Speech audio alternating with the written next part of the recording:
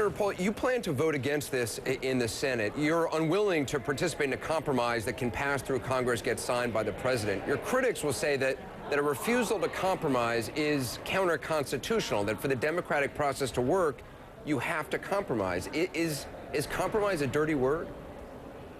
Well, interestingly, we've offered several compromises. I was part of a group that actually orchestrated a compromise called Cut, Cap, and Balance, which would have given the entire $2 trillion that the president requested in exchange for a balanced budget amendment. The Cut, Cap, and Balance, I understand the idea behind it, but it's not something which can really get passed. So isn't that, by insisting on that, that's not really compromising?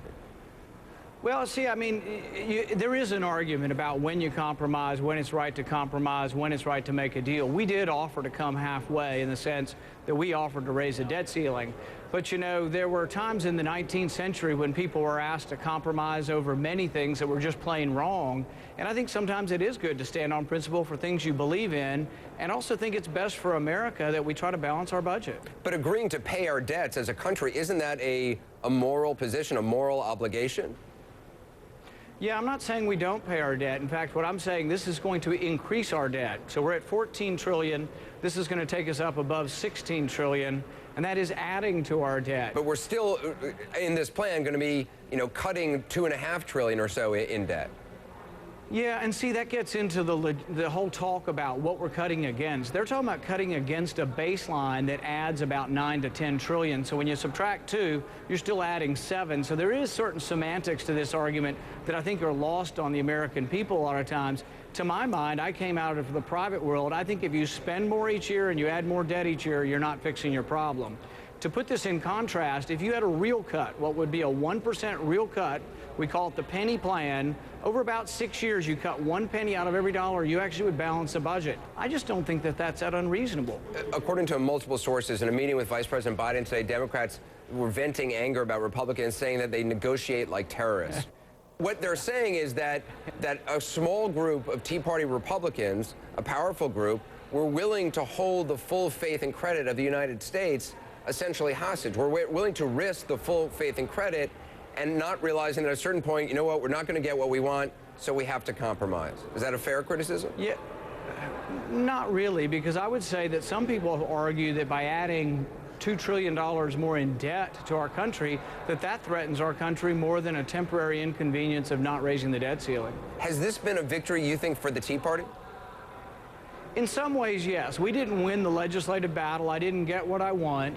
But I would say that the public debate now, everyone comes up to me and says, whether they're with me or not, they say, the debate now is all about cutting spending, and before it was all about where are we going to spend more pork barrel projects, where's the earmarks going to go. Is there any scenario that you believe raising taxes on the wealthiest Americans, which according to a lot of polls, Americans seem to support as part of a plan to get toward fiscal health, would you in any way be able to vote for something like that down the road? Well, I've been having this dialogue. We get painted as people who are not talking. I talk with Democrats every day. In fact, the Democrats say that the rich need to pay more of their fair share. They need to bear more of the burden. I can accept that premise. I think we could come together on that premise. And then the question is, how should they do it? Should they do it by paying more taxes? Or maybe we could get the rich to pay more of their fair share by saying they should pay more for their benefits. The reason we don't want to do it through the tax structure, for the most part, is that we think it will hurt job creation. You look at approval ratings of Congress people, it's about as low as approval ratings of journalists. And that's, that's not very good. Is this a sign to you, this debate that we've seen, a sign that government works or doesn't work? Because I think a lot of folks out there see this as a sign that government doesn't work, but I'm interested from your perspective on the inside. On the debt ceiling, I'd say it is that debate. We have a, think about how great it is that no one's shooting each other, and the kind of the nice story of seeing Gabrielle Giffords come back today. Well, I mean, just think about it compared to other countries where there is violence involved, people's freedom to express themselves is suppressed. Debate, we should never in our country complain about bickering, because bickering is freedom of speech, and I think you guys in the media really should, and I mean, you guys really want to protect the First Amendment, and so do I. That's what debate is about. It's First Amendment expression. We won't always agree, but we're not at each other's throats. So to paint us as people unwilling to compromise or unwilling to work with the other side, I think it's just an improper caricature. Senator Paul, appreciate your time as always. Thank you. Thank you. Let's talk more about